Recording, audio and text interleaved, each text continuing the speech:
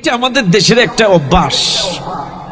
একটা মাহফিলে গেলে বিভিন্ন নিয়ত করে যায়, আমার তরিকার, আমার সিলসিলার, আমার কায়দার, আমার মতের, আমার পথের হয়নি, টুক করে উঠে চলে যায়। আসলে কোরআন কি নির্দিষ্ট কোনো দলের, নির্দিষ্ট কোনো গোষ্ঠীর, নির্দিষ্ট কোনো জাতির? কেউ যদি এরকম চিন্তা করে বসে কোরআনটা তাবলীগের, কোরআনটা আওয়ামী লীগের, কোরআনটা বিএমপি, কোরআনটা জাতীয় পার্টির, কোরআনটা সর্বনায়ন, এইরকম যদি মনে করে, আমার গেছিলাম ওয়াজ শুনতে, কোনো জিকির ফিকিরের ওয়াজ হলো না, ও কি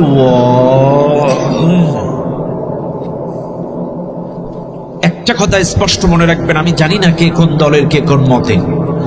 আল্লাহর কোরআন শুনতে এসেছি, আমরা আল্লাহর গোলাম, আল্লাহর গোলাম, আল্লাহর কোরআন শুনতে এসেছি।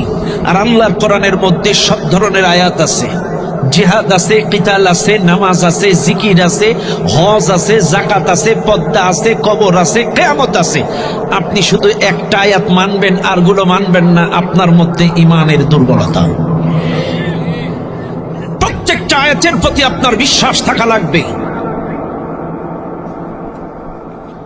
তাহলে 2 নাম্বার ট্রেডিশনালিস্ট, 3 নাম্বার মডার্নিস্ট। মডার্নিস্ট কারা? মডার্নিস্ট হলো তারা যারা ইসলামটাকে মডিফাই করে, কনভার্ট করে পশ্চিমা বিশ্বের সাথে সামঞ্জস্যপূর্ণ করতে চায়, ফতোয়া চেঞ্জ করে দেয়। যেমন হিজবুত তাওহীদ, যেমন আট্রসি। এখানে আছে নাকি আট্রসির লোক?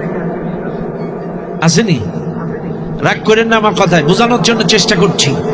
আট্রসি, মাঝভান্ডারি, দেওয়ানবাগি, হিজবুত তাওহীদ, এগুলো দেখবেন এরা এমন এমন ফতোয়া দেয় যেটা শয়তানে শুনলেও লজ্জা পায়। এরা শরিয়াত রচনা করে। আমলাহুম শুরাকাউ শারাউ লাহুম মিনাদ-দীনি মা লাম ইয়াযাম বিহিল্লাহ। এমনও কিছু লোক আছে এরা শরিয়াত রচনা করে। খেয়াল করবেন ভালো করে ভাইরা আমার। এই মডার্নিস্ট হলো তারা যারা ইসলামটাকে পশ্চিমা বিশ্বের সাথে মিশাইয়া ইসলামটাকে আধুনিক বানাইতে চায়। হিজবুত তাওহীদের নামাজ দেখছেন আপনারা? আল্লাহু আকবার, শয়তানে শুনলেও লাফ দিয়ে ওঠে। এরপরে মাইজভান্ডারির মঈনুল ইসলাম, এর কাছে সাংবাদিক প্রশ্ন করেছে, কি ব্যাপার আপনারা গাঁজা খানা জিকির করেন কেন? তখন ও বলতেছে, দেখেন এটা তো আল্লাহর সৃষ্টি। ফাবিআইয়ি আলাই রাব্বিকুমা তুকাজ্জিবান, আল্লাহর কোন কোন নিয়ামতকে অস্বীকার করবা, কাজে এটা আল্লাহর সৃষ্টি, 2.5 গাওয়া জায়েজ। নাউজুবিল্লাহ। কত বড় বাটপার! এ আবার বলে আপনারা মেয়েদের দিকে তাকান, মেয়েদের নিয়ে পুরুষ মেয়ে জিকির করেন। তখন আবার কয় যে এটা তো শুকরিয়ার ব্যাপার, আল্লাহর নিয়ামত দেখবো আর শুকরিয়া আদায় করবো। কত বড় শয়তান! এরপরে হিজবুত তাওহীদের মহিলারাও ইমামতি করে। এদের সামনেও কিন্তু লোক আছে, তবে পশ্চিমা বিশ্ব মনে করে এরা আমাদের জন্য কল্যাণময়। এই যারা আধুনিক মডার্নিস্ট, এদেরকে আম পাবলিক এরা ভালোবাসে না, আমভাবে তাদের জনপ্রিয়তা নেই। তবে ইলেকট্রিক মিডিয়া, প্রিন্টিং মিডিয়া, বিভিন্ন মিডিয়ার মাধ্যমে এদের অর্থ দিয়ে প্রচার প্রসার বাড়াইতে হবে, যাতে মানুষের মধ্যে ডিভাইডেড সৃষ্টি করতে পারে। 4 নাম্বার সেকুলারিস্ট। এরা তো অলরেডি পশ্চিমা বিশ্বের পকেটে আছে, পশ্চিমা বিশ্বের কথায় ওঠে বসে। মুসলমানের ঘরে জন্ম, কিন্তু সারাটা জীবন ইসলামের বিরুদ্ধে অবস্থান তাদের। যেমন আমাদের হারপিক মজুমদার, চেনেন আপনারা? হারপিক মজুমদারের নাম শুনছেন না? না, নিজুম মজুমদার, ওটা চেঞ্জ হয়েছে, এখন হারপিক মজুমদার। হারপিক মজুমদার এত বড় বাটপার, মুসলমানের ঘরে জন্ম, অথচ একটা দিনও কোনো আলেম উলামা তার পক্ষে বলে নাই, আলেম উলামার পক্ষে একটি কথাও বলে নাই, কখনোই তারা ভালো হ্যাঁ। তবে একটা বক্তব্য আমি শুনেছিলাম, তার জীবনে এই বাংলাদেশে একজনের প্রশংসা করছে, সেটা গিয়াসউদ্দিন তাইনি। রতনে রতন চেনে, কথা কন। গিয়াসউদ্দিন তাইনির প্রশংসা করেছিল একবার, আর কেউ ভালো না এই বাংলাদেশে। শাহরিয়ার কবির, এই আর এক নাস্তিক। দেখবেন টেলিভিশনের চ্যানেলগুলোতে বসে স্পষ্ট বলেছিল মাদ্রাসাগুলোতে ইসলাম শিক্ষা হয় না, জঙ্গি শিক্ষা দেওয়া হয়। বলেছিল না? করেছে।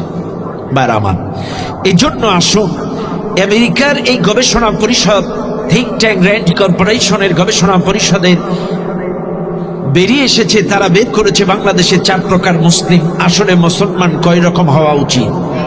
আরো জোরে বলেন, আরো জোরে। আমাদের মুখেও যা, অন্তরেও তাই। আমাদের ভেতর বাহির 2 রকম হবে না, এক হওয়া লাগবে। দ্বিমুখী চরিত্র মুসলমান হতে পারে যদি আমরা এক হতে পারি, ইনশাআল্লাহ আগামীর বিজয় কোরআনের বিজয়। কথা কন ঠিক না বেঠিক?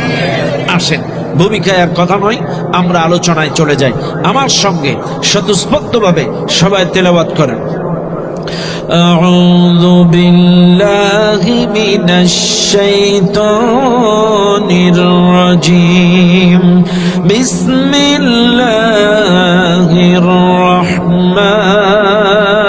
الرحمن الرحيم إن الله عنده علم الساعة وينزل الغيث ويعلم ما في الأرحام وما تدري نفس ماذا تكسب غدا وما تدري نفس بأي أرض تموت إن الله عليم خبير صدق الله العظيم। সূরাটির নাম লুকমান, নাজিল হয়েছে মক্কায়। মোট আয়াত সংখ্যা 34, রুকু সংখ্যা 4। এই সূরাটার 34 নম্বর আয়াত আমি আপনাদের সামনে তেলাওয়াত করেছি। এই আয়াতটি নাজিল হওয়ার কারণ, রাসূলুল্লাহ সাল্লাল্লাহু আলাইহি ওয়াসাল্লামের একজন গ্রামীণ অঞ্চলের সাহাবী, প্রত্যন্ত অঞ্চলের সাহাবী নবীজির খেদমতে এসে কয়েকটি প্রশ্ন করেছিলেন। হুজুর, আমি আপনাকে কয়েকটি প্রশ্ন করতে চাই। কি প্রশ্ন? 1 নম্বর প্রশ্ন, কিয়ামত কখন হবে, কোন দিন হবে? 2 নম্বর প্রশ্ন, কখন কোথায় বৃষ্টি বর্ষণ হবে? 3 নম্বর প্রশ্ন, আমার স্ত্রীকে গর্ভবতী অবস্থায় বাসায় রেখে এসেছি, তার গর্ভে যে বাচ্চাটা আছে ছেলে না মেয়ে বলেন? 4 নম্বর প্রশ্ন, আমি আগামীকাল কই যাব, কি খাবো, আমার রিজিকে কি লেখা আছে বলেন?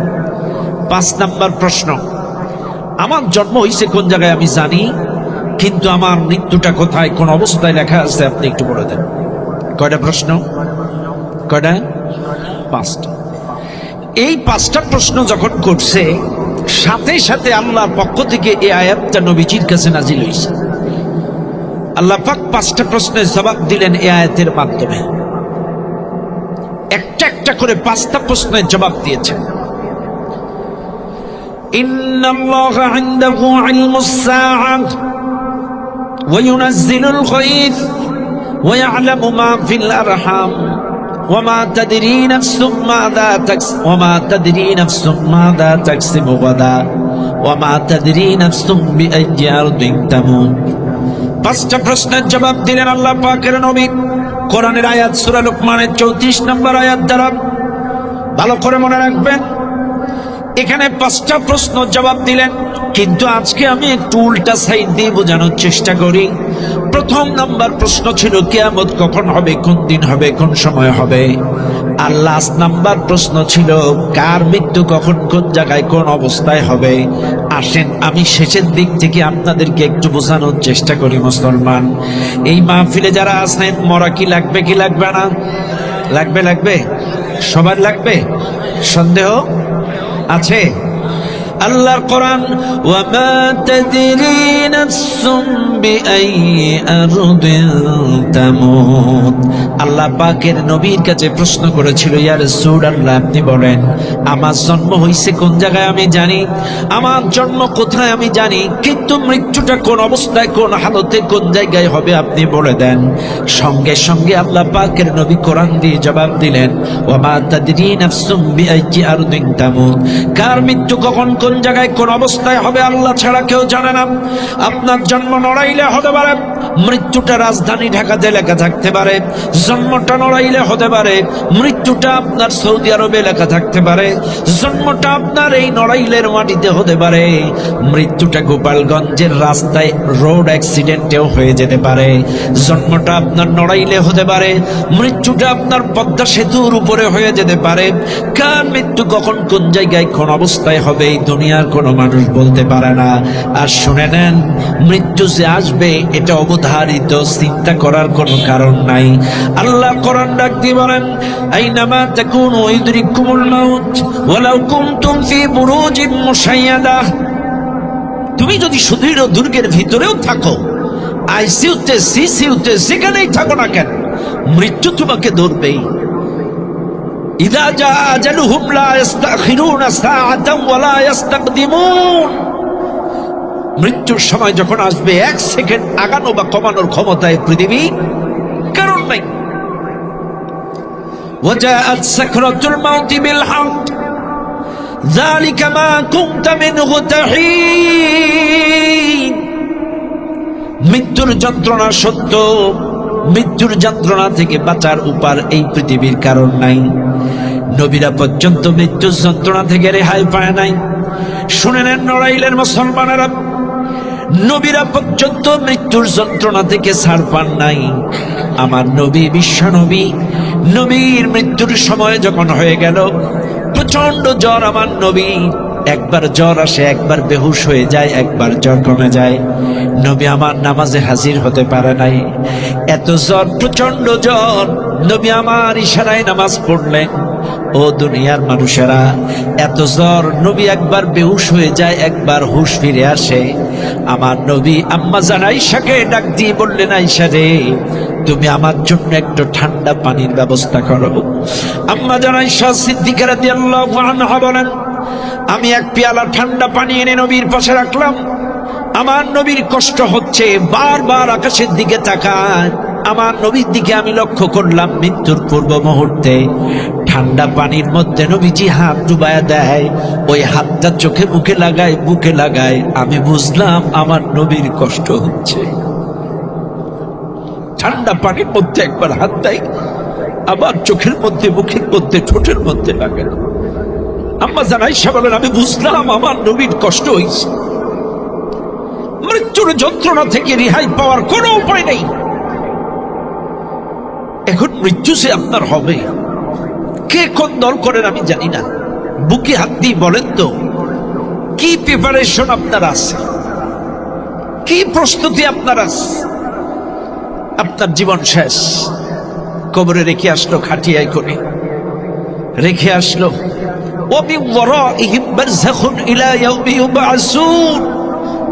কিয়ামত পর্যন্ত আপনাকে কবরে থাকা লাগবে। মাটি চাপা দিয়ে যখন রেখে আসবে, দুইজন ফেরেশতা চলে আসবে, এসে আপনাকে তুলবেন। উঠানোর পরে আপনার একটা পরীক্ষা হবে প্র্যাকটিক্যালি।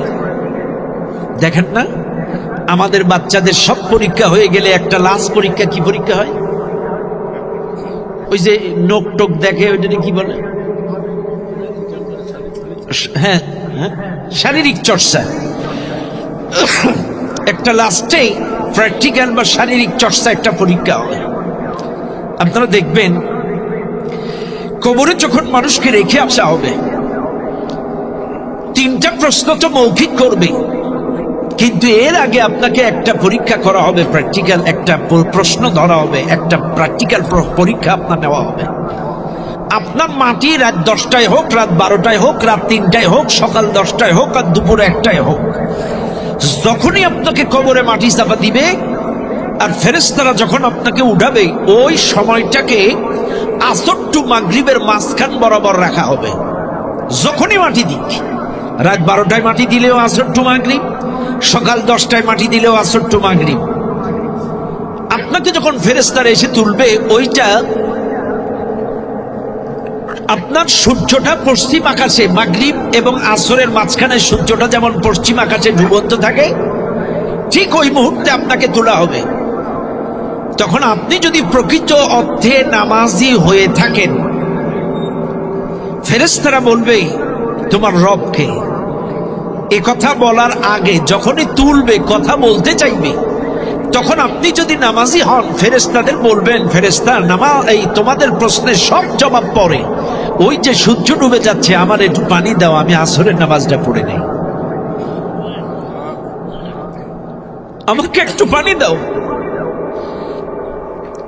দেখবেন অনেক জায়গায় অফিসে লোক নিয়োগ দেওয়ার আগে অফিসের বসেরা কিন্তু সাধারণ কলিগ সেজে যারা ইন্টারভিউ দিতে আসে ওদের ভেতরে এসে একটু মন মানসিকতা বোঝার চেষ্টা করে যে আসলে সে কিরকম, সৎ নাকি অসৎ, তার মাইন্ডটা চেনা বোঝার চেষ্টা করে।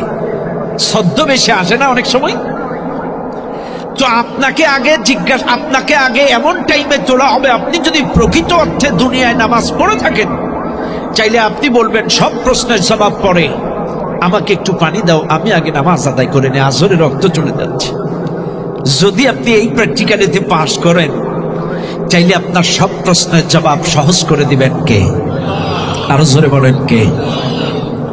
আর যদি আপনি নামাজি না হয়ে থাকেন, এই কিসের আসর আর কিসের মাগরিব, কথা কয় না। ও দুনিয়ার মানুষ, এবার আপনাকে ফেরেশতারা প্রশ্ন করবেন। এক নাম্বার প্রশ্ন, তোমাকে প্রশ্ন করা হবে তোমার রবকে। প্রশ্ন যখন করা হবে, এই মাহফিলে যত মানুষ আছেন আপনারা বলেন, এটি কিন্তু সবচাইতে বড় ইমিগ্রেশন। এই ইমিগ্রেশনে যদি পাস করতে পারেন আলহামদুলিল্লাহ, আর যদি পাস না করতে পারেন কি অবস্থা হবে আমি সংক্ষিপ্ত সময় আপনাদেরকে বোঝানোর চেষ্টা করি।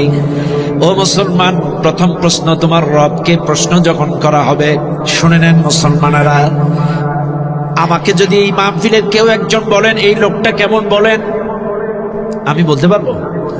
কেন পারবো না? আমি ওনাকে চিনি না, আজকেই ফার্স্ট টাইম ওনাকে দেখলাম। ওনার সম্পর্কে বলতে গেলে ওনার সাথে উঠা বসা, খাওয়া দাওয়া, লেনদেন, আদান প্রদান দীর্ঘদিন যদি চলাফেরা হয়, চাইলে আমি বলতে পারবো আলহামদুলিল্লাহ লোকটা খুব ভালো। কিন্তু আমি ওনারে চিনি না, জানি না। আমার যদি আকস্মিক কেউ জিজ্ঞাসা করে লোকটা কেমন হয়, বলতে পারবো? ব্যাস, এটা যেমন বাস্তব, আপনাকে যখন রবের পরিচয় জিজ্ঞাসা করবে, তখন আপনারাও একই অবস্থায় রবের সাথে যদি ওঠা বসা, লেনদেন, আদান প্রদান, খাওয়া দাওয়া, কোরআন হাদিস এগুলো যদি সম্পর্ক থাকে, রবের মসজিদে যদি আসা যাওয়া থাকে, রবের কোরআন অনুযায়ী ব্যক্তি জীবন, পারিবারিক জীবন, সামাজিক জীবন, রাজনৈতিক জীবন, অর্থনৈতিক জীবন, কোরআন অনুযায়ী আদেশ নিষেধ যদি মানেন, আর আল্লাহর ঘর মসজিদে যদি আসা যাওয়া থাকে, রবের সাথে যদি লেনদেন থাকে, আপনার জবাবটি বের হবে আমার রব আল্লাহ। আর যাদের রবের সাথে উঠা বসা নেই, রবের কোরআনের সাথে সম্পর্ক নেই, রবের মসজিদে আসা যাওয়া নেই, এরা রবের পরিচয় দিতে পারবে না। খারাপ লাগলো আপনাদের? এইবার বুকে হাত দেন। সপ্তাহের মুসল্লি আছেন কয়জন?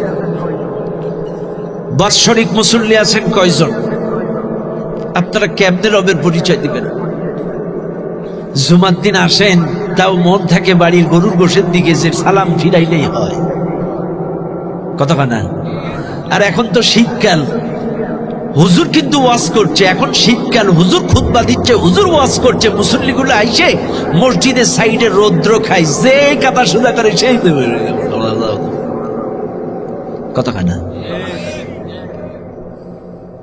শীতকালে সব বাইরে এসে খাড়ায় রোদ খায়, ঠিক যখনই ইমাম দাঁড়ায় যায় তখনই এসে সুজা করে, কাতা সুজা করে খাড়ায় যায়। বাইরে আপনারাই বলেন, রবের ঘরে আসা যাওয়া নেই। আপনি বুকে হাত দেন, আমার ওয়াজগুলো মিলিয়ে নেন। রবের সাথে লেনদেন নেই, রবের সাথে উঠা বসা নেই, রবের সাথে আসা যাওয়া নেই, তাহলে আপনি কেমনে রবের পরিচয় বলবেন? আপনি বাথরুমে ঢোকার দোয়া জানেন না, আপনি মসজিদে ঢোকার দোয়া জানেন না, আপনি ওযুর ফরজ, গোসলের ফরজ জানেন না, আপনি রবের পরিচয়ই জানেন না, রবের বড়ত্ব জানেন না, রবের গুরুত্ব জানেন না। কোরআন অনুযায়ী আপনার কোনো কর্মকাণ্ড নেই। কোরআন দিয়ে ব্যক্তি জীবন, পারিবারিক জীবন, সামাজিক জীবন, রাজনৈতিক জীবন। আপনি যদি রবের বান্দা নিজেকে দাবি করেন, দাবি করলে তো হবে না, বাস্তবে আপনি আল্লাহর বান্দা কিনা বোঝেন। আরে আওয়ামী লীগ যারা করে ওরা নিমুখ হারাম না। আওয়ামী লীগের নীতিমালা সমাজে রাষ্ট্রে কায়েমের চেষ্টা করেছে। ওরা বিএমপি যারা, ওরাও বেঈমান না। ওরা বিএমপির নীতিমালা রুলস রেজুলেশন সমাজে রাষ্ট্রে কায়েমের চেষ্টা করে। জাতীয় পার্টি যারা, ওরা বেঈমান না। জাতীয় পার্টির নীতিমালা রুলস রেজুলেশন সমাজে রাষ্ট্রে কায়েমের চেষ্টা করে। কিন্তু আপনারা যারা বলেন আমরা আল্লাহর বান্দা, আল্লাহর কোরআনের আইন কায়েমের জন্য কোন ভূমিকা আপনি পালন করেছেন? বিএনপি তো বিএনপির নীতিমালা কায়েমের চেষ্টা করে, জাতীয় পার্টি জাতীয় পার্টির নীতিমালা কায়েমের চেষ্টা করে, আওয়ামী লীগ আওয়ামী লীগের নীতিমালা কায়েমের চেষ্টা করে। আপনারা আল্লাহর বান্দা পরিচয় দেন, অথচ আল্লাহর রুলস, আল্লাহর রেজুলেশন, কোরআনের নীতিমালা, কোরআনের আইন এটা কায়েমের কোন ভূমিকা রেখেছেন? কি করেছেন আপনি আল্লাহর কোরআনী শাসন প্রতিষ্ঠার জন্য? কি জবাব দেবেন? কোনো ভূমিকা নাই, কোনো ভূমিকা নাই। আজকে এই মাহফিলে যারা আছে আপনাদেরকেই বলছি, রবের সাথে যদি ওঠা বসা লেনদেন না থাকে, আসা যাওয়া না থাকে, এখানে ম্যাক্সিমাম বাৎসরিক আর সাপ্তাহিক মুসল্লি। আমার কথা রাগ করেন না, কষ্ট নিয়েন না, আপনাদেরকে বোঝাচ্ছি। আপনার বাড়ি মা যখন রান্না করে, আপনার স্ত্রী যখন রান্না করে, 5টা মিনিট চুলায় হাত রাখতে পারবেন? এ কথা কন, পারবেন? পারবেন? 5টা মিনিট আপনার মায়ের, আপনার স্ত্রী চুলার মধ্যে হাত ঢুকায় রাখতে পারেন না। চাইলে 1 ওয়াক্ত নামাজ কাজা করলে জাহান্নামের মধ্যে কতক্ষণ জ্বলা লাগবে? হ্যাঁ, 2 লক্ষ। আচ্ছা, তাই যদি হয়, আপনি কিন্তু 5 মিনিট আপনার মায়ের চুলায় হাত রাখতে পারবেন না। চাইলে 1 ওয়াক্ত নামাজ কাজা করলে যদি এতদিন জাহান্নামে থাকা লাগে, চাইলে বুকে হাত দেন, আপনি কয় ওয়াক্ত নামাজ কাজা করছেন? এতদিন আপনার হিসাব কোন ক্যালকুলেটরে বাই করবেন? কোন ক্যালকুলেটরে বার করবেন? আপনার নামাজ ফরজ হয়েছে কবে? আপনার নামাজ ফরজ হওয়ার আগ থেকে আজকে আপনার বয়স 30, আপনার বয়স 25, আপনার বয়স 22, আপনার বয়স 40। আপনি বুকে হাত দিয়ে বলেন কত ওয়াক্ত নামাজ কাজা করেছেন? 1 ওয়াক্ত নামাজের জন্য যদি 2 কোটি বা 2,88,000 বছর চলা লাগে, চাইলে আপনি কত ওয়াক্ত কাজা করেছেন এই হিসাব কি দিয়ে বাই করবেন? কি দিয়ে বাই করবেন?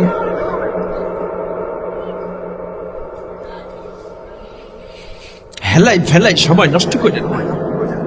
এই যৌবন কালটার অনেক দাম, যৌবন কালটার অনেক দাম। যৌবন কালটা নষ্ট করেন না। দুনিয়ার মানুষ 1 নাম্বার রবের পরিচয় দিতে পারবে তারা, প্র্যাকটিক্যাল আছে যাদের, কথা কন, প্র্যাকটিক্যাল আছে যাদের, রবের সাথে উঠা বসা, রবের সাথে লেনদেন, রবের সাথে, রবের কোরআনের সাথে সুসম্পর্ক, কোরআন পড়েছে, কোরআনের আইন প্রতিষ্ঠার চেষ্টা করেছে, এই মানুষগুলো রবের পরিচয় দিতে পারবে। যারা কোরআন পড়ে না, কোরআনী সমাজ চায় না, আল্লাহর ঘরের সাথে কোনো সম্পর্ক নাই, এই লোকগুলা রবের পরিচয় দিতে পারবে না। আরো একটা কথা বলে যায়, বিগত 16টা বছর এই জালেম সরকার যারা ক্ষমতায় ছিল, এরা কিন্তু রাজপথে আল্লাহু আকবার স্লোগানটা পর্যন্ত দিতে দেয় নাই। আমার প্রশ্ন আপনাদের কাছে, আল্লাহু আকবার স্লোগানটা যারা শুনতে পারে নাই, দিতে দেয় নাই, ওরা কবরে যে কেমনে বলবে আমার রব? কথা কানা, এটা তো নামটাই বলতে দেয়নি। এটা জঙ্গিবাদী স্লোগান, এটা তালেবানি স্লোগান, এটা জামাত ইসলাম। কবরে গিয়েও তালি বলবে ফেরেশতা, ও জামাতের নাম করছো তোমরা, রাজাকার ফেরেশতা, তাই বলবে? কি বলবেন? আপনি তো আল্লাহু আকবার স্লোগানটাই সহ্য করতে পারেননি 16 বছরে। নারায়ে তাকবীর, আল্লাহু আকবার স্লোগান দিলে আপনার গায়ে আগুন জ্বলেছে। এই স্লোগানটা যারা দিয়েছে তাদেরকে মেরেছেন, তাড়িয়েছেন, হামলা দিয়েছেন, মামলা দিয়েছেন। তাইলে কবরে ফেরেশতাদের কি করবেন? প্রশ্ন, প্রশ্ন, জবাব দেন। এটা লিগ্যাল প্রশ্ন। যারা রবের নামটাই সহ্য করতে পারেনি, ওরা কবরে জবাব দেবে কেমনে? হ্যাঁ, পারবে, পারবে। ওদের আমলে যা বাইরে হবে, ওটা আমার আমলে যেটা আছে, আমি যা বলেছি, যা দিয়েছি, যা করেছি, কবরেও কথা ক্লিয়ার। আমার আমলে যদি ইন্না লিল্লাহি লা হাওলা ওয়ালা কুওয়াতা ইল্লা বিল্লাহ, সুবহানাল্লাহ, আলহামদুলিল্লাহ, সুবহানাল্লাহ বিহামদি, সুবহানাল্লাহিল আযীম, সুবহানা রাব্বিয়াল আলা, সুবহানা রাব্বিয়াল আযীম, রব্বানা লাকাল হামদ হামদান কাসীরান তাইয়িবান মুবারাকান ফি, আমার আমলে যদি এগুলো থাকে, আল্লাহু আকবার থাকে, কবরে বেরোবে আল্লাহ। আর যদি আমলে বেরোবে তাই আমলে যেটা থাকবে আপনার কবরে, এই কথা কোন, আমার কথার কেউ খণ্ডন করার কেউ আছে? আমলে যা।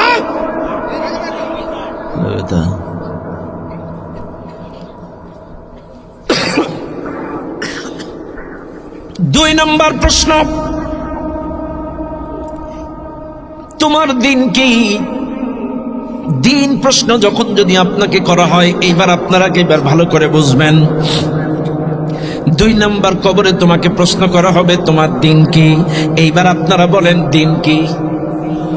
আরো জোরে কন, আরো জোরে কন। কিন্তু ইসলাম নামটা শুনলে গায়ে জ্বলে কাদের? জ্বলে কথা।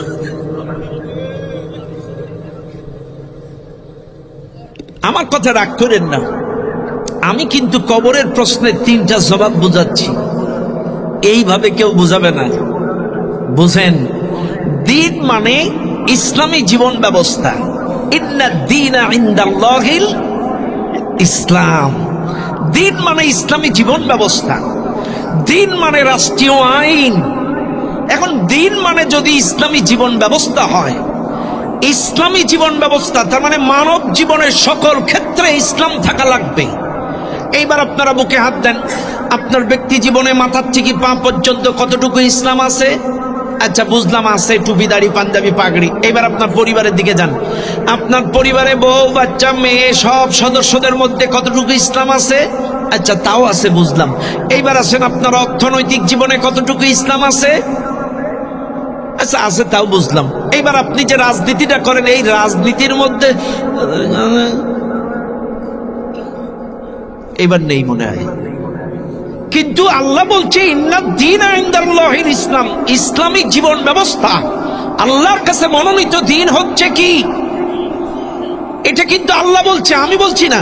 চাইলে এইবার আপনারা বলেন, আপনার গোটা জিন্দেগিতে ইসলাম নেই, শুধু দাড়িতে টুপিতে পাঞ্জাবিতে জুব্বা ইসলাম, মসজিদে ইসলাম, মাদ্রাসায় ইসলাম, অর্থনীতিতে ইসলাম নেই, রাজনীতিতে ইসলাম নেই, পরিবার নীতিতে ইসলাম নেই, শিক্ষানীতিতে ইসলাম নেই, গোটা জিন্দেগিতে ইসলাম নেই।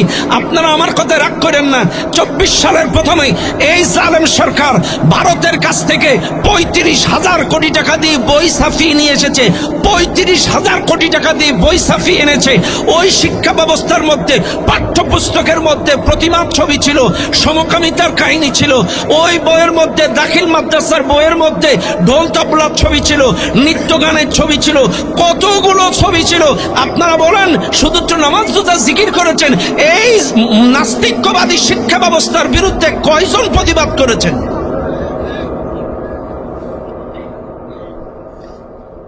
আপনি মনে করেছেন আমরা নামাজ পড়বো, রোজা করবো, জিকির করবো, অথচ আমার মেয়ে আমার ছেলে স্কুলে যে নাস্তিক হবে, আমার ছেলে আমার মেয়ে সমকামিতা শিখবে, আমার মেয়ে আমার ছেলে মুশরিক হবে, আমার মেয়ে আমার ছেলে এগুলো, আর আমরা বাড়ি বসে খারাপ লাগছে আপনাদের? আমার কিচ্ছু করার নেই, বাস্তব কথা শুনতে হবে। আপনাকে শুনতে হবে শিক্ষানীতির কথা কি বলেছেন আপনি। কেন জ্বলে? এখন শিক্ষা উপদেষ্টা ঘোষণা দিয়েছে আমরা এবছর আর বই মামুদের দেশ থেকে ছাপাবো না, এই জন্য ওদের জ্বলে। নইলে আমার দেশ নিয়ে ওদের এত মাথা ব্যথা কেন? আমার দেশ আমি কেমনে চালাবো সেটা আমাদের ব্যাপার। আমার দেশ আমরা কেমনে চালাবো এটা আমাদের ব্যাপার। তো ওদের এত মাথা ব্যথা কেন? হ্যাঁ মাথা ব্যথা থাকতে পারে, কারণ কি? কোরআন বলে ওয়ালান তারদা আনকাল ইয়াহুদ ওয়ালান নাসারা হাত্তা তাত্তাবিআ মিল্লাতাহুম। আল্লাহ কোরআন বলে যখন মুসলমানেরা ইহুদি খ্রিস্টান বেজাতিদের ইত্তেবা অনুসরণ অনুকরণ ছেড়ে দেয়, ওদের ইত্তেবা ছেড়ে দেয়, অর্থনীতিতে ইত্তেবা করে না, রাজনীতিতে ইত্তেবা করে না, শিক্ষানীতিতে ইত্তেবা করে না, গোটা সমাজ পরিচালনায় যখন তাদের ইত্তেবা ছেড়ে দেয় তখনই তারা বিরোধিতা করে। আজকের ভারতের বিরোধিতা করার একটাই কারণ, অর্থনীতি এখন তাদের কথাই চলছে না, রাজনীতিও তাদের কথাই চলছে না, শিক্ষানীতিও অলরেডি বাদ হয়ে গেছে। এই জন্য জলে জলে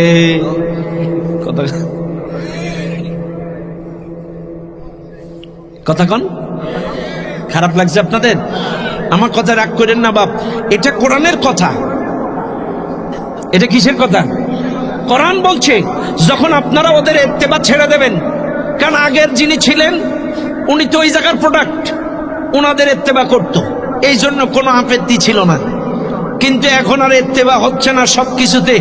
অলরেডি এই যে কয়দিন আগে বিদেশ সচিব ওনাদের দেশের উনি যখন আসলেন, স্পষ্ট কথা বলেছে আমাদের উপদেষ্টারা, এটা আমাদের আভ্যন্তরীণ ব্যাপার, নাক না গলালেও চলবে। এই তো বাবের বেড়ার মতো কথা হয়েছে। স্বাধীন দেশের বক্তব্য তো এরকমই হবে। কেন? হ্যাঁ, পররাষ্ট্রনীতি ছাড়া একটা দেশ চলতে পারে না, পররাষ্ট্রনীতি লাগবে। তাই বলে প্রভু আর কৃতদাসের মতো না, বন্ধুত্ব হবে যতটুকু দরকার ততটুকু। প্রভুর সম্পর্ক আর তোমাদের সাথে হবে না। আজকে আমাদের কয় সংখ্যালঘু নির্যাতন, আন্দাজ পাও না। এই বাংলাদেশে একটা জায়গা দেখাও যে আমরা মন্দির ভেঙে মসজিদ বানাইছি, একটা জায়গা দেখাও। আমি আশ্চর্য হয়ে যাই। সৌদি আরব, দুবাই, কাতার, মিশর, গোটা পৃথিবীর সকল দেশ, এরা মাটির তলায় তেল খোঁজে, কয়লা খোঁজে, গ্যাস করে, এটা খোঁজে। আর এই শয়তানেরা খালি মন্দির খোঁজে। কথা কানা? হ্যাঁ, গোটা পৃথিবী তেল খোঁজে, কয়লা খোঁজে, স্বর্ণ খোঁজে, ইউরেনিয়াম খোঁজে, আর এরা খালি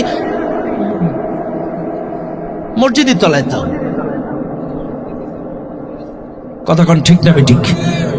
কাজে আমরা বিশ্বাস করেন এই নড়াইলে অসংখ্য হিন্দু ভাইরা আছে। আমরা মসজিদের পাশে মন্দির, মন্দিরের পাশে মসজিদ, কোনোদিন তাদের পূজায় বাধা দেয়নি, তাদের রীতিনীতিতে কখনো বাধা দেয়নি, কোন মন্দির ভেঙে মসজিদ বানায়নি। চাইলে কেন তোমরা মিথ্যা অপপ্রচার চালিয়ে আমাদের মধ্যে সাম্প্রদায়িক দাঙ্গা বাঁধানোর চেষ্টা করছো? বিশ্বাস করেন, আমি ভারতের বহু রাজ্যে ঘুরেছি, আল্লাহর কসম কেটে বলছি, ভারতের হিন্দুদের চাইতে বাংলাদেশের হিন্দুরা 1000 গুণ ভালো আছে। আমরা মিলেমিশে থাকি, কোনো সমস্যা নাই। আমার দেশ আপনার দেশে, দেশটাকে সুন্দর করে গড়ব, তবে ওই জালেমদের পাতানো ফাঁদে পা দেবেন না। আপনাদেরকে বলছি, ওই জালেমদের পাতানো ফাঁদে পা দিয়ে আপনারা রাজপথে নামবেন, এদেশটাকে ফাসাদ করার চেষ্টা করবেন, এদেশের শান্তি নষ্ট করার চেষ্টা করবেন, স্বাধীনতা সার্বভৌমত্ব নষ্ট করার চেষ্টা করবেন। আপনারা কিন্তু মাত্র 5%, আমরা 90%। 5% হিন্দু হয়ে 90% মুসলমানের দেশে দাদাগিরি চালালে আমরা কিন্তু সেটা মেনে নেব না। আমরা সবাই মিলেমিশে থাকবো, দেশটাকে সুন্দর করব, কারোর সাথে কোনো ভেদাভেদ নাই। এই দেশটাকে অশান্ত করার চেষ্টা করবেন না। কথা ঠিক না বেঠিক? আমার খারাপ লাগতেছে না তো? মনে রাখবেন।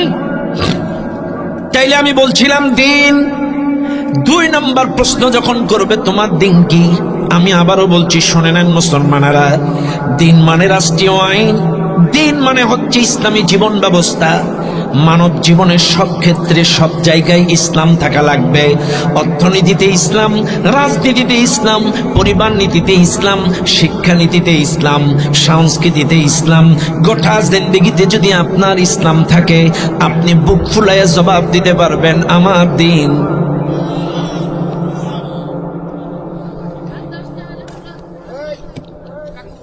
আপনার ব্যক্তি জীবনে ইসলাম আছে, পরিবার জীবনে ইসলাম আছে, কিন্তু রাজনীতিতে ইসলাম আসেনি। রাজনীতিতে ইসলাম নাই, এখন আপনারা বলবেন হুজুর রাজনীতি কেন ইসলাম লাগবে? শুনে নেন দুনিয়ার মানুষ, রাজনীতিতে কেন ইসলাম লাগবে এটা আপনার আমার শোনার দরকার আছে না নাই? ও মুসলমান, আমার নবীকে আল্লাহ কি শুধু নামাজ পড়ার জন্য দুনিয়ায় পাঠাইছে?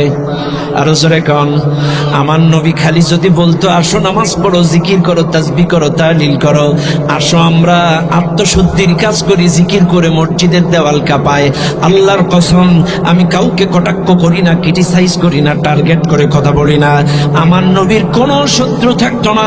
কিন্তু আমার নবী এসেছিল সকল দ্বীনের উপরে, হুয়াল্লাযী আরসালা রাসূলাহু বিল হুদা ওয়া দীনিল হক। শুনে নেন এই দুনিয়ার মানুষ, আমার নবীকে এই দুনিয়ায় পাঠিয়েছিল সকল দ্বীনের উপরে আল্লাহর হক দ্বীনকে প্রতিষ্ঠা করার জন্য। তাইলে বোঝা যায় সকল দ্বীনের উপরে মানে সকল রচিত বিধানের উপরে আল্লাহর বিধানের প্রাধান্য দেওয়ার জন্যই আমার নবীকে পাঠালো। তাই যদি হয়, এবার আপনারা বলেন আল্লাহর আইন কায়েমের কোন চেষ্টা আপনি করেছেন? আল্লাহ মূসা আলাইহিস সালামকে ডাক দিয়ে বলে, মূসা রে, গোটা মিশরের মধ্যে দাওয়াত দেয়, পাড়ায় পাড়ায় মহল্লায় মহল্লায় দাওয়াত দেয়। মূসা আলাইহিস সালাম মানুষকে ডেকে ডেকে দাওয়াত দেয়, হক প্রচার করে, সত্য প্রচার করে। আল্লাহ পাক মূসাকে ডেকে বললেন, মূসা শুধু পাড়া মহল্লায় গ্রামে গ্রামে নরম নরম জায়গায় দিন প্রচার করলে চলবে না, মূসা একটু শক্ত জায়গায়ও দিনের দাওয়াত দাও। এবার মূসা বলে, আল্লাহ শক্ত জায়গার মানে কি? আল্লাহ পাক ডাক দিয়ে বললেন, মূসা শক্ত জায়গার মানে হলো ফিরাউনের সংসদ ভবনেও একটু দিনের দাওয়াত দাও, ফিরাউনের রাজ দরবারেও দ্বীনের দাওয়াত দাও। চাইলে মনে রাখবেন, দ্বীন শুধুমাত্র গ্রামে পাড়া মহল্লায় প্রচার করলে চলবে না, দ্বীনের দাওয়াত ফিরাউনের সংসদেও দাও। মূসা আলাইহিস সালাম ফিরাউনের সংসদে চলে গেলেন। রানিং সংসদ চলে, রানিং অধিবেশন চলে। মূসা আলাইহিস সালাম ফিরাউনের সংসদে যেয়ে বলল, রে মূসা, সমস্ত মতাদর্শ ছেড়ে দাও, লা ইলাহা ইল্লাল্লাহ মেনে নাও, আল্লাহ ছাড়া ইনদাতা নাই, বিধানদাতা নাই, মেনে নাও। এই কালেমার দাওয়াত যখন মূসা আলাইহিস সালাম ফিরাউনের রাজ দরবারে দিলেন, ফিরাউন চেয়ার থেকে গেল উঠে দাঁড়ায়া।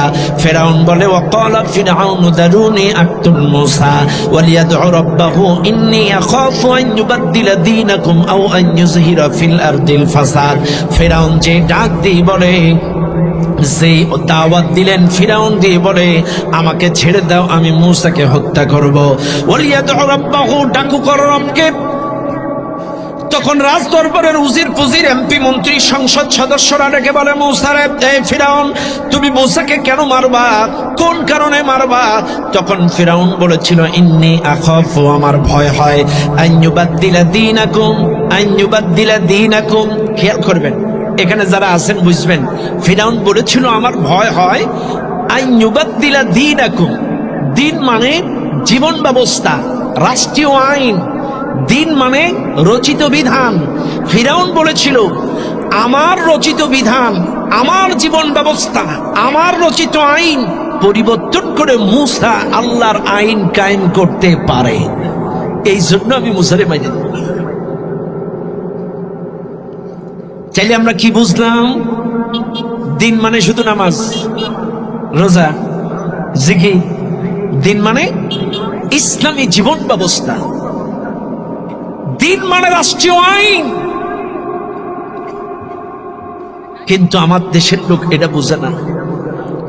বলবে, হুজুর এইরকম অস্ত আমাদের হুজুর বলে না, আমাদের হুজুর এত বড় হুজুর, জীবনে কোনোদিন এই কথা কয় না, আপনি বড় হুজুর হয়ে গেছেন। আপনার হুজুর বলে নাই, সেটা আপনার হুজুরের ব্যর্থতা। সে চাকরি যাওয়ার ভয়তে হয়তো বলে নাই। কথা কন না কেন? রাগ করবেন না আমার কথায়, বুঝবার চেষ্টা করবেন। চাইলে আসেন, আপনার গোটা জিন্দেগিতে কি থাকা লাগবে মনে থাকবে তো আপনাদের?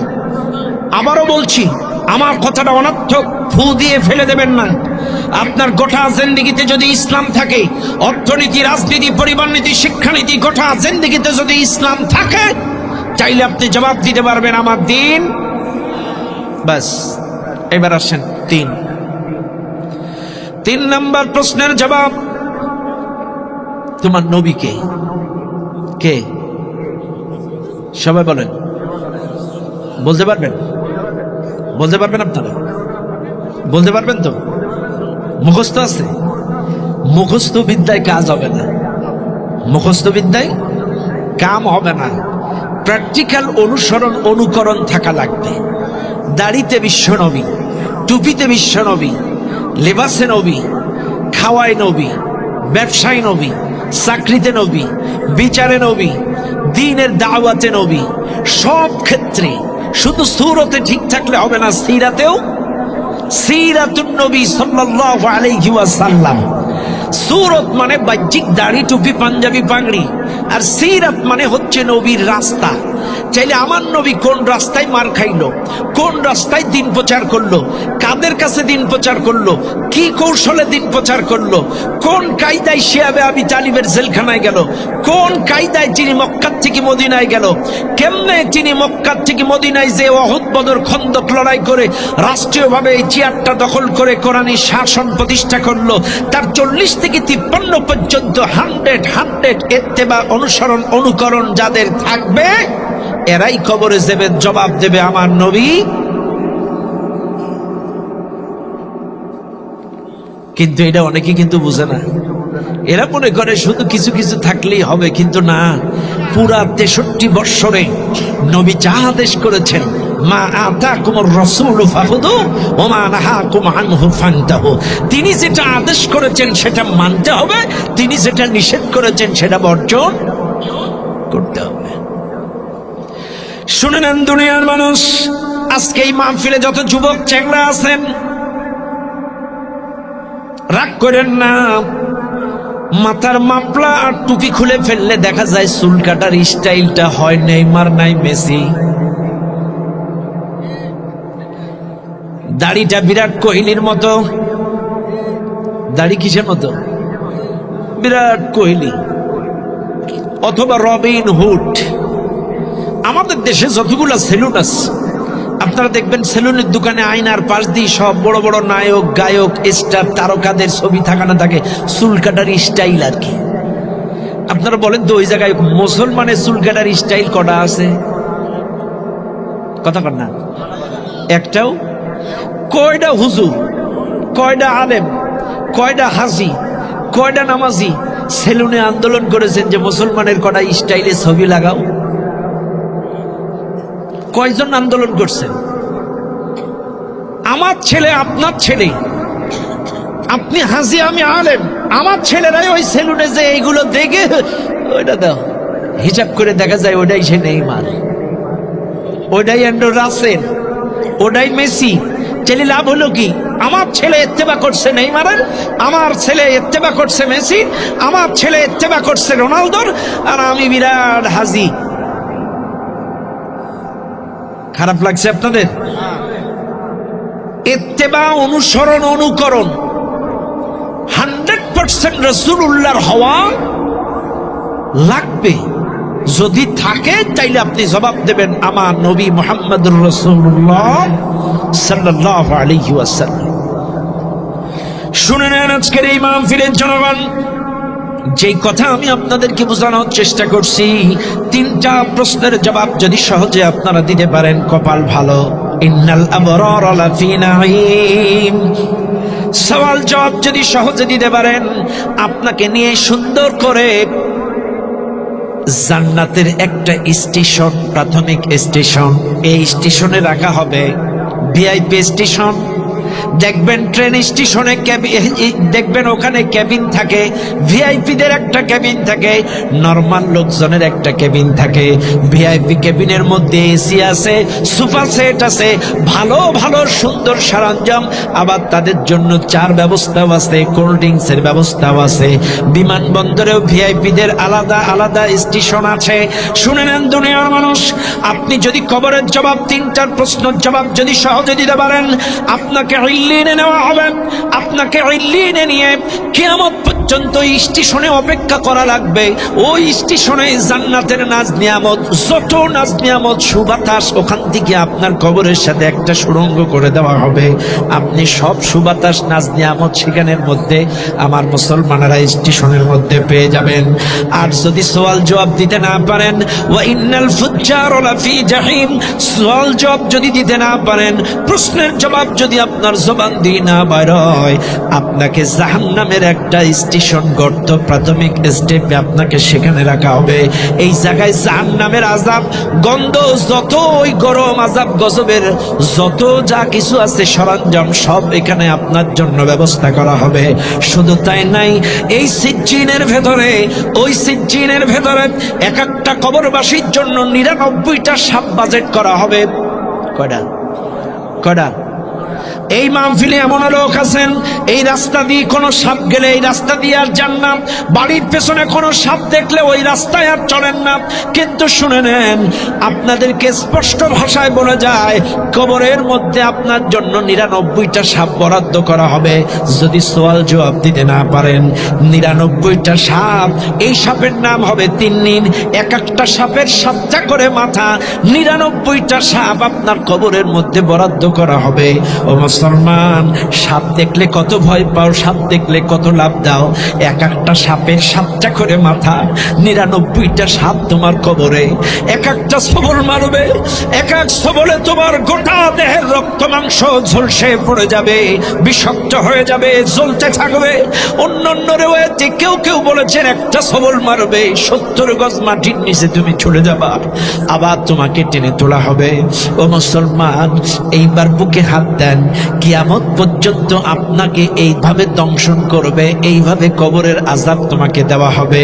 শুনে নাও দুনিয়ার মানুষ, যদি আমল ভালো হয়, সওয়াল জবাব যদি দিতে পারো, কিয়ামত পর্যন্ত তোমাকে মেহমানদারি আপ্যায়ন করা হবে। জান্নাতের সুবাতাস তুমি ইল্লিনের ভেতরে ওই স্টেশনের মধ্যে পেয়ে যাবা। আর যদি আমল খারাপ হয়, সওয়াল জবাব যদি প্র্যাকটিক্যাল না থাকে, কিয়ামত পর্যন্ত তোমাকে দংশন করতে থাকবে। ভাইরা আমার, আল্লাহর কোরআন বলে, ওয়ামিন ওয়ারাইহিম বারযাখুন ইলা ইয়াউমি ইউবআসুন, কিয়ামত পর্যন্ত থাকা লাগবে। এবার কিয়ামতের ফুৎকার যখন আসবে, শুনে নেন এই মাহফিলের জনগণ, কিয়ামতের ফুৎকার যখন আসবে, আল্লাহ পাক ইসরাফিল আলাইহিস সালামকে ডেকে বলবেন। মনে রাখবেন মুসলমানেরা, কারণ কোরআন কিন্তু বলেছিলাম 5টা প্রশ্ন করেছিল হারেস ইবনে হাফসা নামের সাহাবী। 1 নাম্বার প্রশ্ন ছিল কিয়ামত কখন হবে, কোন দিন হবে, কোন সময় হবে, এই প্রশ্ন করেছিল। একটু টান দেন এখান থেকে। 1 নাম্বার প্রশ্ন ছিল কিয়ামত কখন হবে, কোন দিন হবে, কোন সময় হবে।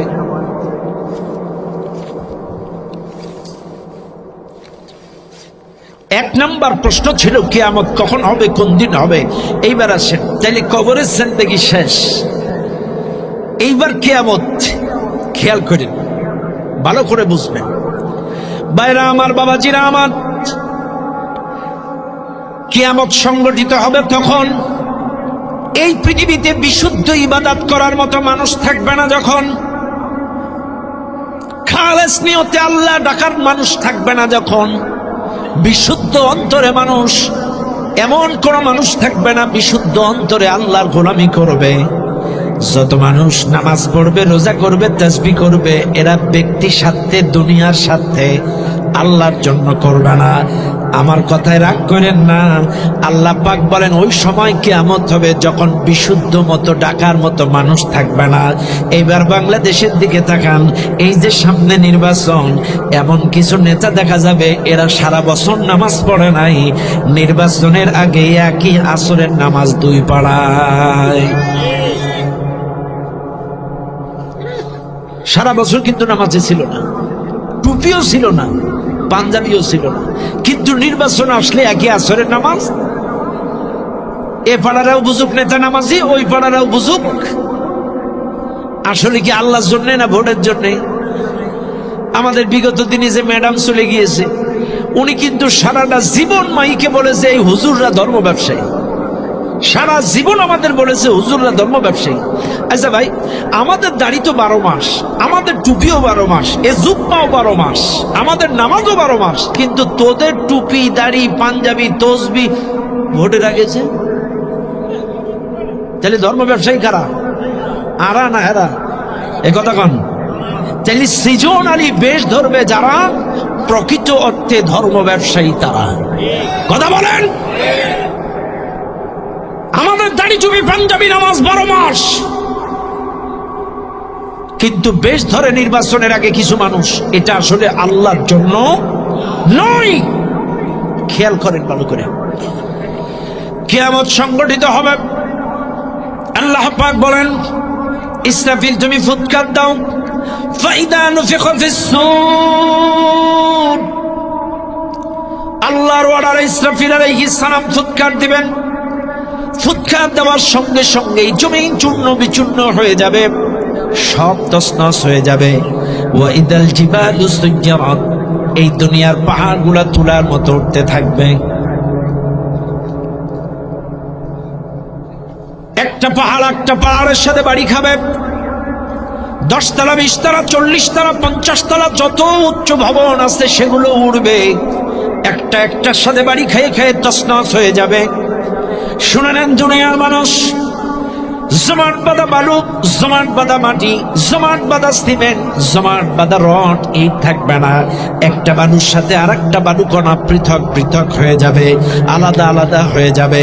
কিয়ামতের ফুৎকার যখন দিবে, ইদা জুলজিলাতিল আরদু জিলজালাহা, এই জমিন যখন প্রকম্পন শুরু হয়ে যাবে, এই জমিন যখন কেঁপে উঠবে, প্রচন্ড গতিতে জমিন যখন কেঁপে উঠবে, থরথর করে যখন জমিনটা কাঁপতে থাকবে।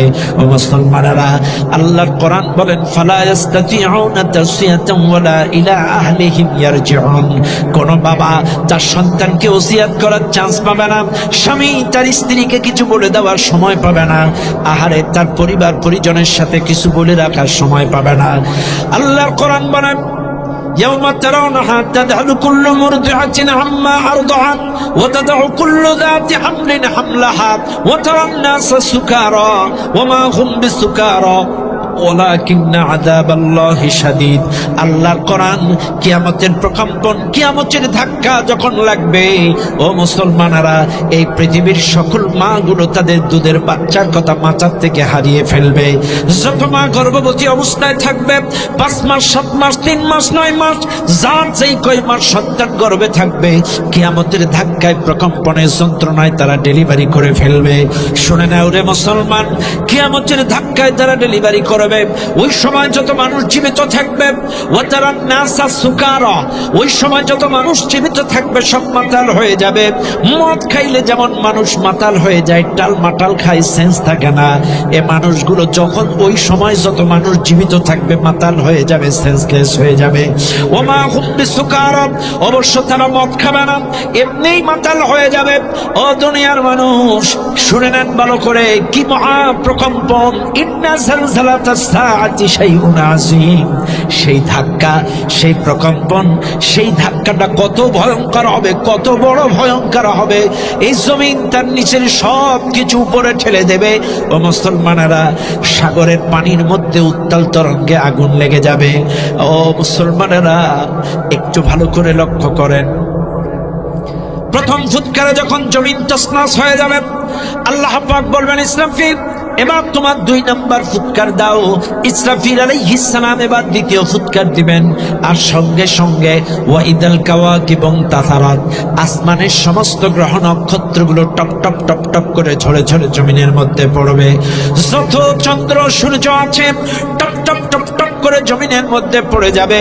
শুনে নেন ভালো করে মুসলমানেরা, সব যখন জমিনের মধ্যে পড়ে যাবে, ও মুসলমান, এই জমিনে যত পানি, সাগর নদী নালা পানি, পুকুর আছে, খাল বিল আছে, সব ভরাট হয়ে যাবে।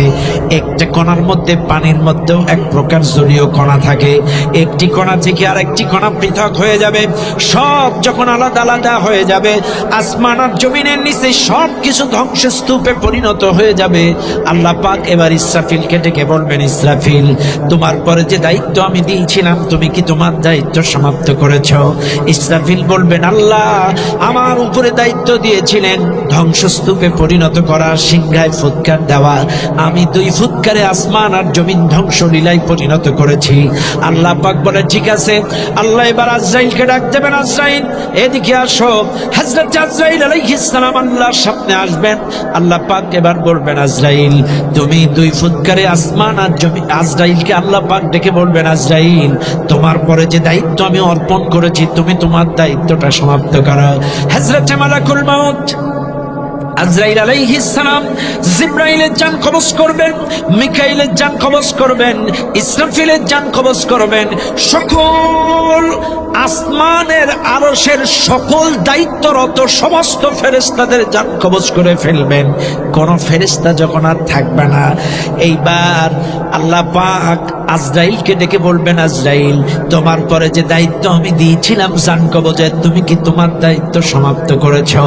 আজরাইল বলবেন, আল্লাহ আমার দায়িত্ব ছিল জান কবজের, সকল মাখলুকের সকল প্রাণীর জান আমি কবজ করে ফেলেছি, একজন প্রাণীও আর অবশিষ্ট নাই।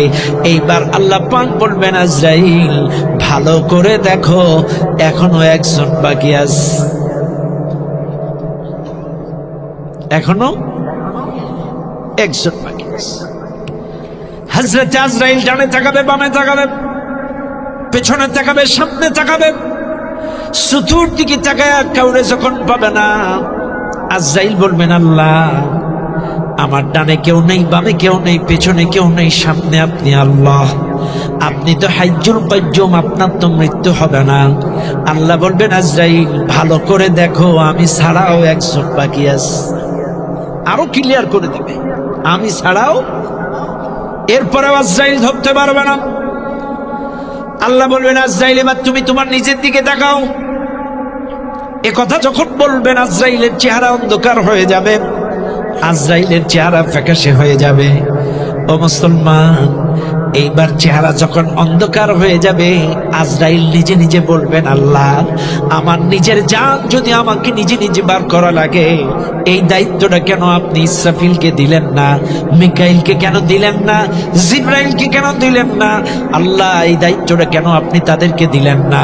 যখন আল্লাহ বলবেন, এই দায়িত্বের জন্য আমি তোমাকেই মনোনয়ন দিয়েছিলাম, কাজে আমি অর্ডার দিচ্ছি তুমি তোমার নিজের জানটা নিজে নিজে বার করে মারা যাও। এবার আল্লাহ পাকের অর্ডারে আজরাইল আর কোনো কথা বলবেন না, নিজের জান নিজে নিজে বার করে আজরাইল মারা যাবেন।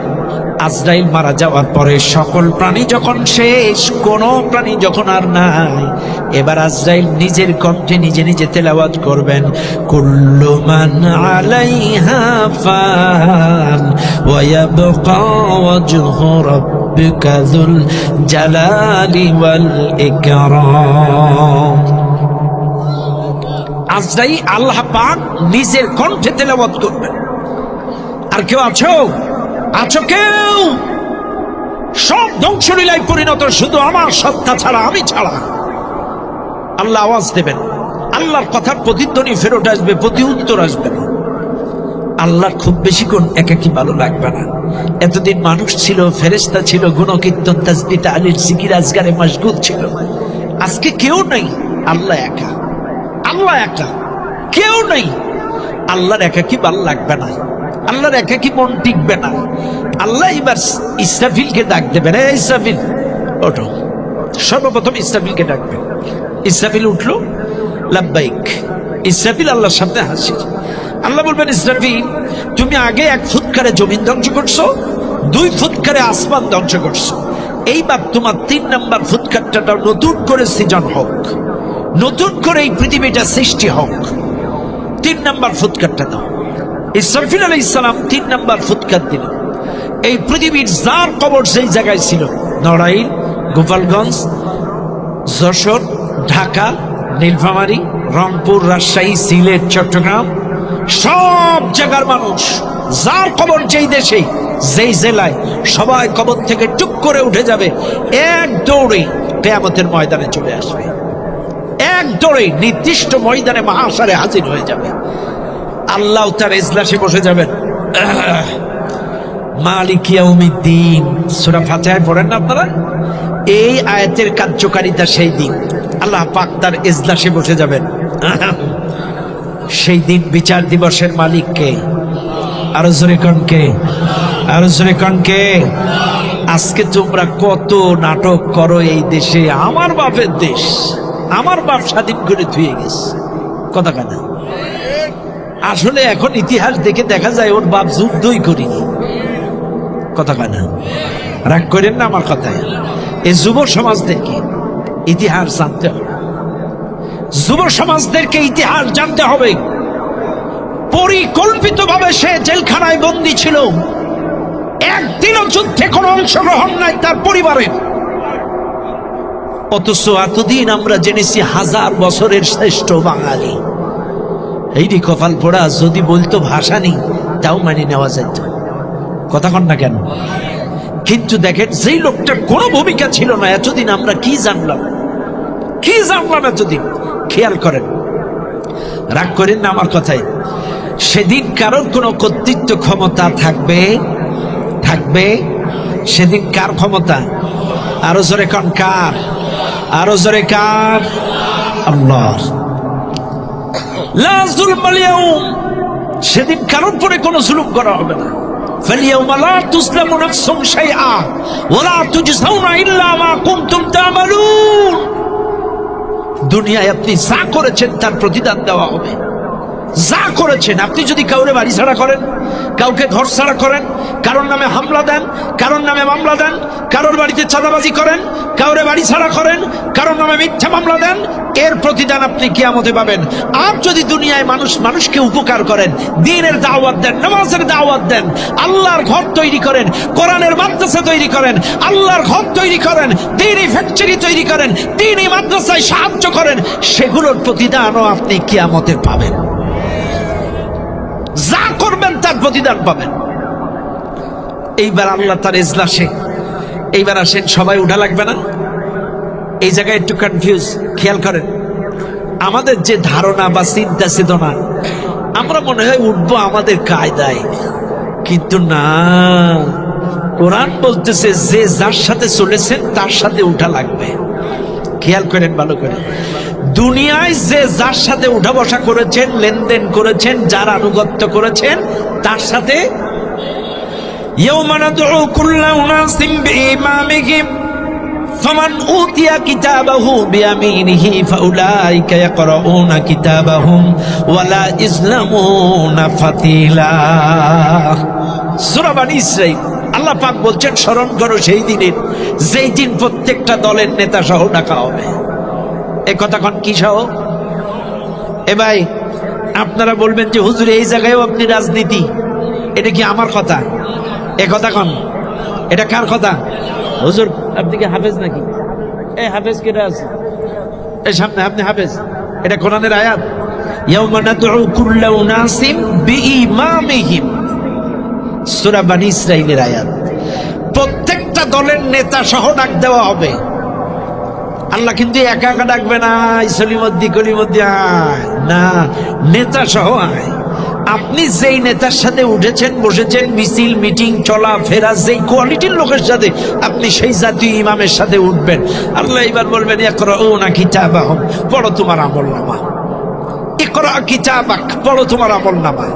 কাফা বিনাফসিকা আল-ইয়াওমা আলাইকা হাসিবা, তোমার আমলনামা পড়ার জন্য তুমি যথেষ্ট। বান্দা হাতে আমলনামা তুলে দেওয়া হবে। খেয়াল করুন, বান্দার হাতে যখন আমলনামা তুলে দেওয়া হবে, এইবার বান্দা আমলনামা হাতে নেবে। খেয়াল করেন, কিন্তু নেতাও আছে,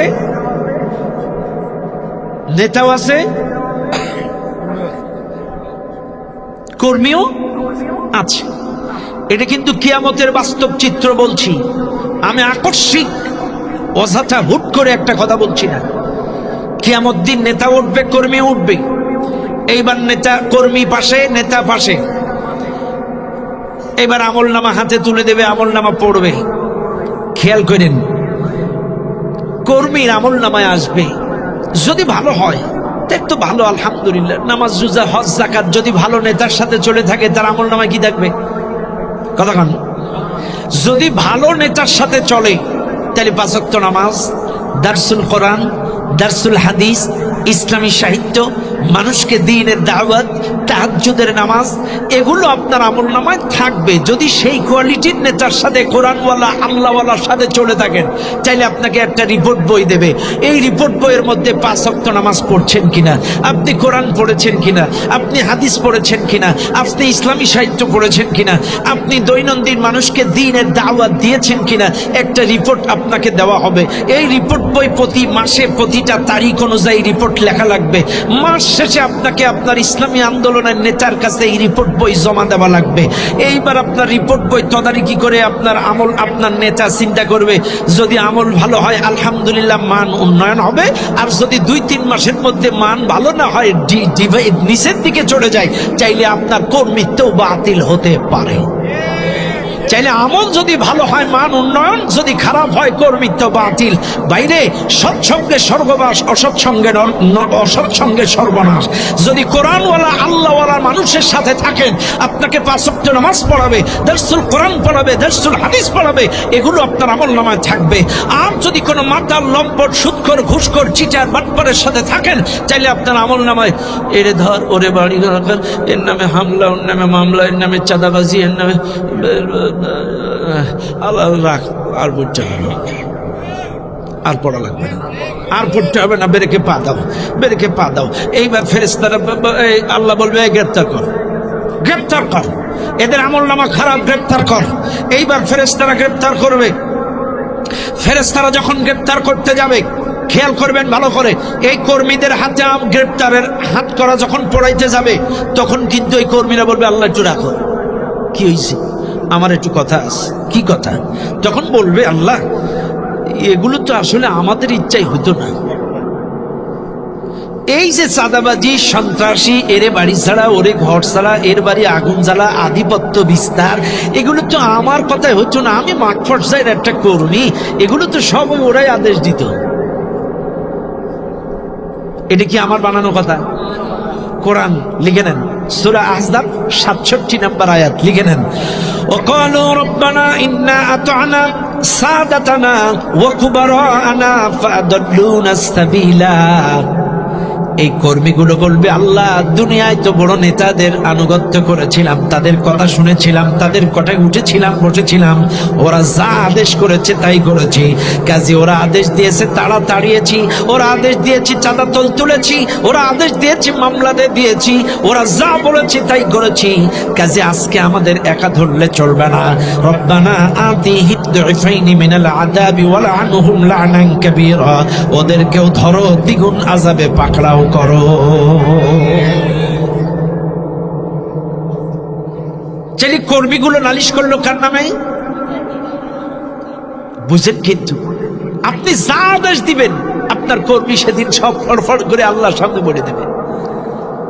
এইবার এটার একটা বাস্তব প্রমাণ দেই, বাস্তব প্রমাণ।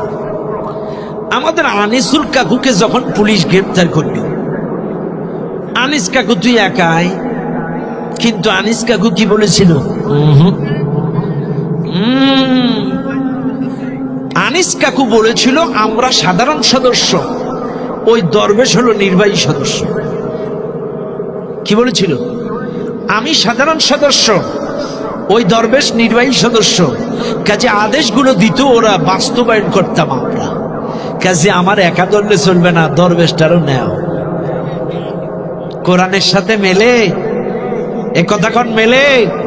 সূরা আহজাবের 67-68 নাম্বার আয়াত।